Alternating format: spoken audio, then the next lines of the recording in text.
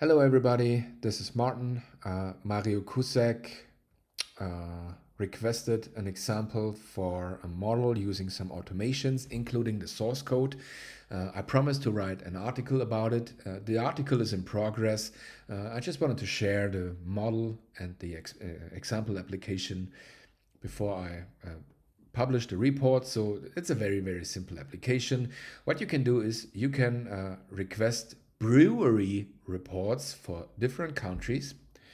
Basically, you can say for which countries you want to do this just by using a comma separated list. You can say what is the name of the request. Then we send a request report command into the system, which results in an archive requested and a report requested. Report requested can be more than one event. So then we run into the automation, which basically does an API call to a brewery API. So there is an open source brewery API. We store the requests here. If it succeeds, we have a report stored. If it fails, we have a report failed. Then we have our archive report status, which basically works with the data and the files that were stored. This is the archive generator, which basically collects all the files. If all the files are ready, basically this is the implementation of a to-do list pattern. It stores the archive, which is a zip file of all the PDFs previously generated.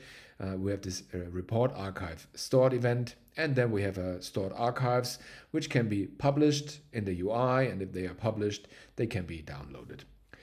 You can see this in action here. This is the generated prototype, so most of the source code for this is completely generated. We can say we go through the flow, we generate a new UI here, a new UUID, and we say our first command is request report command, so we request a new report.